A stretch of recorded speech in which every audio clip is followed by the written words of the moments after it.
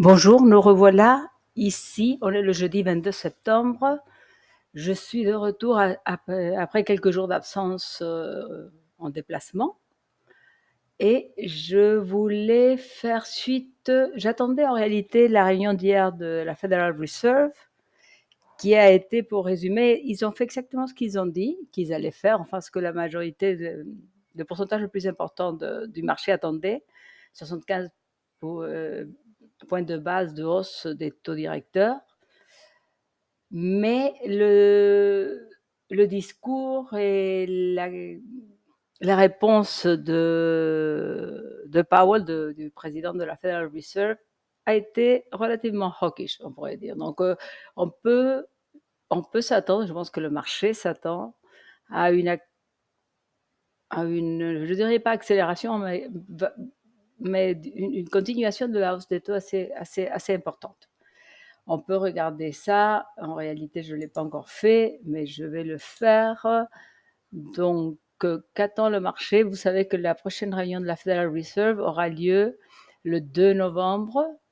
Et le marché actuellement est en train déjà de se dire que la prochaine fois, on va avoir 75 points de base de nouveau. Donc, on serait à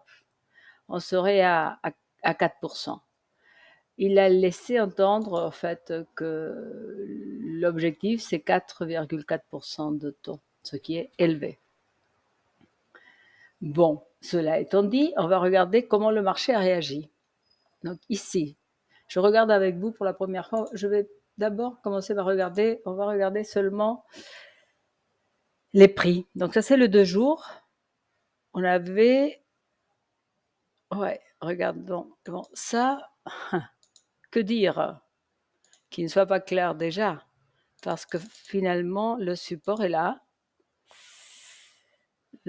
Ce 2 jours va clôturer aujourd'hui, n'est-ce pas? Et excusez-moi, j'aimerais qu'on puisse voir un peu mieux le Fibonacci, un peu plus clairement. Donc, c'était un retracement que j'avais fait de ce dernier haut, ou plutôt de ce dernier bas à ce haut. On a tout retracé, en effet. Que dire que ça n'a pas l'air très bullish, on est tout à fait d'accord. Si vous le pensez, moi je le pense aussi. Mais tant qu'on est là, on ne peut pas non plus dire ah c'est sûr que ça va tomber. En fait, non, pas vraiment. Il faut attendre. Donc ça, c'est tout ce que je peux dire là-dessus. C'est dingue. Donc ici, moi je voulais voir quoi? Je voulais voir. Malgré tout ça, depuis le début du mois, le 7 septembre, le stochastique c'est plutôt en bas mais à la hausse. Il n'a pas décroché avec une volatilité qui au lieu de monter baisse.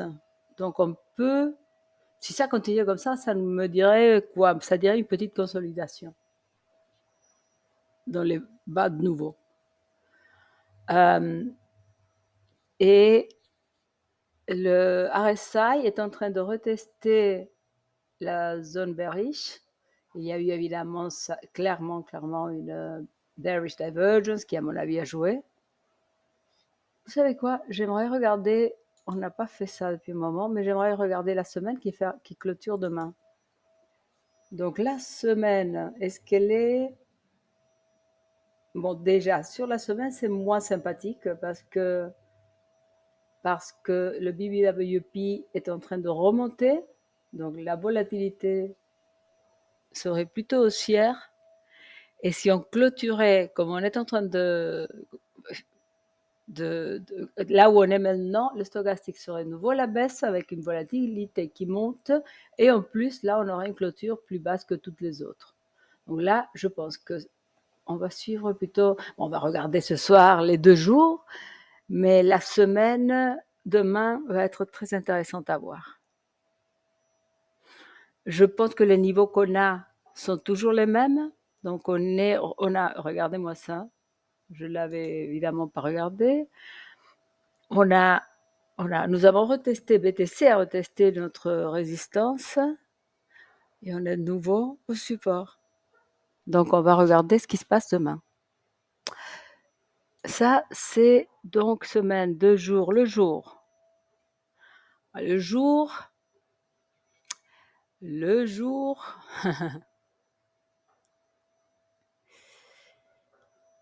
n'a pas l'air très réjouissant non plus, mais cette journée commence un peu mieux. Enfin, on a bien baissé pendant overnight, mais enfin, c'est normal avec le mouvement après après les analyses des commentaires, et il faudrait clôturer 800 $ au-dessus des niveaux actuels pour que le stochastique remonte, ce qui serait très bien, parce que ça, la volatilité remonte. Est-ce que nous avons des divergences en vue? Ah, ça, c'est très intéressant. Regardons. Là, j'allais louper ceci si je n'avais pas regardé. Donc ici, si il faudrait clôturer, pas forcément aujourd'hui, mais demain, il faudrait là clôturer au-dessus,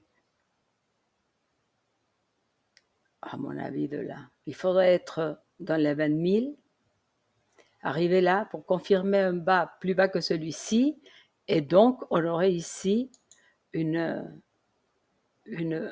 bullish divergence. Voilà. Clair. Ça, c'est très clair. Mais on le saura que ce soir. Donc ça, c'est la journée. Ensuite, passons en revue rapidement notre 12 heures. Oui, bon, ça n'a pas de sens ici, donc je vais le remettre là où c'est nécessaire, c'est-à-dire le jour. Ok, pareil ici. Ça, c'est tout simplement, oh mince, bon, le jour. Voilà. Ici, on avait eu une bullish divergence qui n'a pas joué du tout. Mais, non, ici, il n'y en aura pas. Sur les 12 heures, non. Ça remonte. Il faudrait que ça rebatte pour remonter. Donc, moi, le 12... Bon. Les 12 heures sont orientées à la hausse. On va voir, il faudrait clôturer là où on est maintenant, à peu près. Les 6 heures, qu'on regarde jamais, mais... Les 6 heures, c'est aussi pareil. 4 heures. 4 heures, qui est très intéressant pour le court terme. Non, ici sur les 4 heures non plus. On pourrait parler de divergence bullish ici. Il faudrait clôturer ici le 4 heures au-dessus de 19 500. On va faire ceci. Je vais faire ça. Donc là, et d'ailleurs je vais le lever. On va mettre plutôt une ligne, excusez-moi, une ligne, un rayon seulement.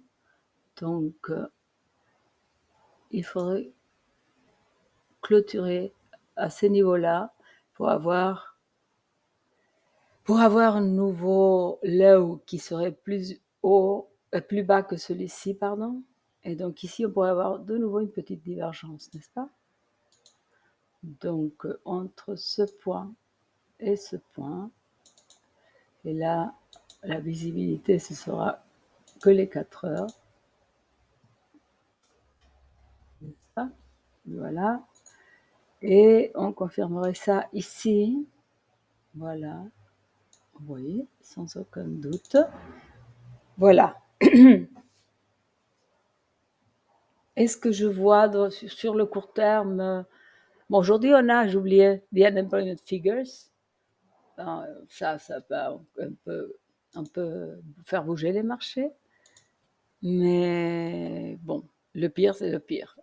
Le plus important, c'était hier. Bon, ici, on vient de de fermer, on est en train de fermer ce gap qui s'était formé cette nuit. Et nous sommes orientés en stocks à la hausse. Si la volatilité recommence à baisser, une petite accalmie, je dirais, ce serait le plus logique et probablement ce qui va arriver, mais on ne sait pas, n'est-ce pas? Donc voilà, excusez-moi d'avoir été aussi loin, mais honnêtement, en attendant le FOMC, moi, j'aime pas du tout analyser, oui, mais j'aimerais pas du tout faire du trading lorsqu'on attend des chiffres. Donc, et là, c'est important, on ne sait pas ce qu'ils vont faire. On sait vraiment que leur seul souci actuellement, c'est l'inflation. Donc, en réalité, le marché va rester orienté à la baisse avec de petites corrections et en attente d'une fin de la hausse des taux de la Federal Reserve. On a eu aussi les discours de Poutine, mais à mon avis, ça n'a pas vraiment pesé jusqu'à aujourd'hui sur les prix de Bitcoin. C'est plutôt les taux. Sur ces bonnes paroles, je vous souhaite une bonne journée et je serai là demain. Merci.